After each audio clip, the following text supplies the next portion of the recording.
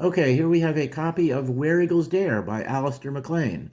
Now, I saw this movie on television when I was maybe 12 years old, and it was awesome. I still love this movie as an adult, but as a 12-year-old, the completely over-the-top action, it was one of the best things I've ever seen. Clint Eastwood dual-wielding MP-40 submachine guns in the hallway of that castle, holding off hordes of Nazis. I still love that today. As a 12-year-old, it was like the best thing ever.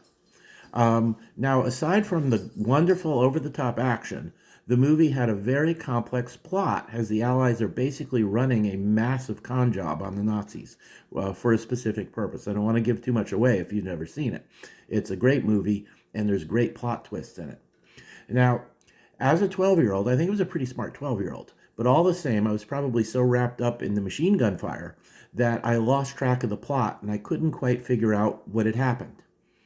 Now, a few days later, I saw Where Eagles Dare on the paperback rack in Eckert's Drugs. And I still remember doing an audible gasp, when I saw it there. And I don't believe this is the same copy. This was a number of years after the movie came out, so I don't think it was the movie tie-in edition that this is. I think somewhere along the way, that original copy fell apart from being reread too many times, or I just lost it, and I found this one in a used bookstore to replace it. One thing I've always noticed is even after they stopped being movie tie-ins, the mass market paperbacks always had this same image on it of the cable car, the fight on the roof of the cable car, which is interesting because that's what it looked like in the movie. But in the book, the cable car is described as much larger with support arms at either end. So the cover, this cover image is epic. It's cool.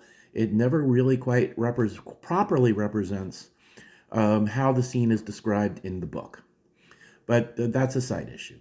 Anyway, I read the book. I could follow the plot along perfectly. It became one of my favorite books. I've reread it multiple times. I will reread it multiple more times over the course of my life, I am sure. Two things I still remember thinking are really cool.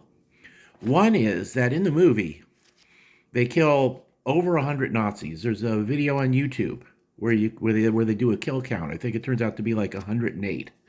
In the book, they knock out lots of people, and there is a fight on the cable car with those particular villains. So there are a few bad guys killed, but they don't kill as many people. When Clint Eastwood's character Schaefer is holding off those Nazis in the hallway, he's not gunning them down, he's keeping them pinned down at the end of the hallway.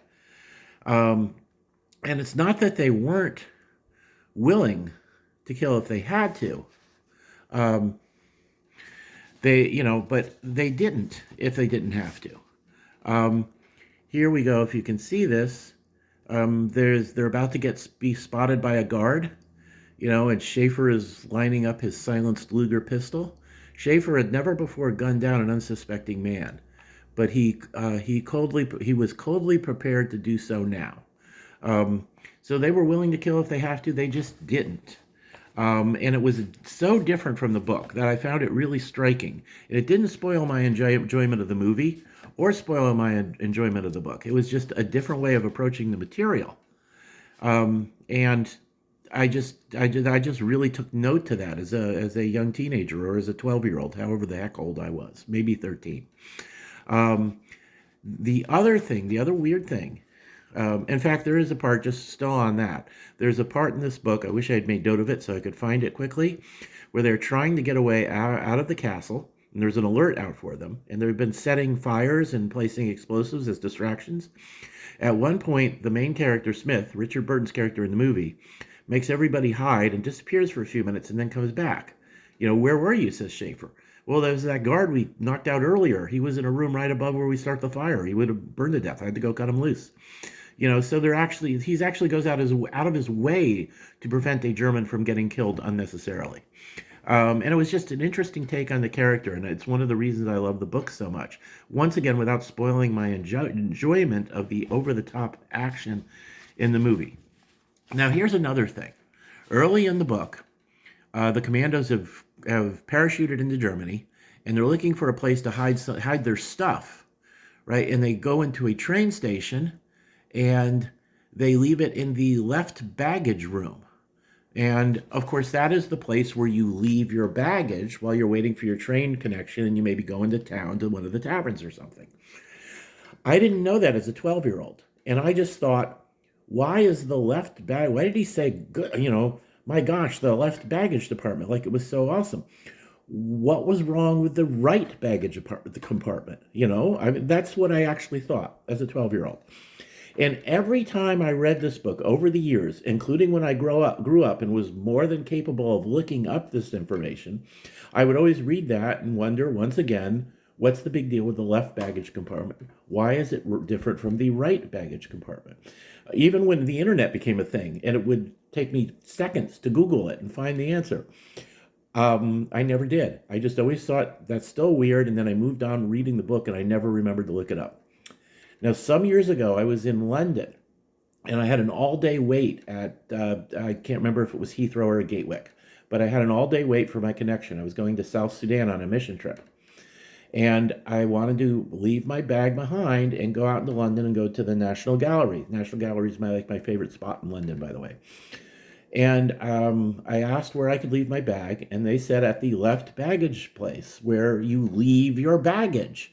And it was like an epiphany. My mind immediately went to the novel Where Eagles Dare, and I just, oh, now I get it. Um, and by that time I was more than old enough to where not knowing what they meant by the left baggage room was inexcusable. But there you go.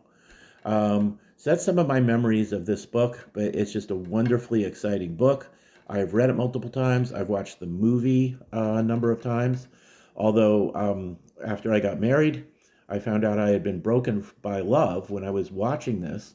And just when they got to the Clint Eastwood gun battle in the hallway of the castle, my wife wanted to change the channel and watch The Big Bang Theory, and I let her. That was the moment where I realized I had been broken by love. So anyway, that's my Where Eagle Dare stories. One of my favorite novels, and just favorite memories of some of the things that book generated within me.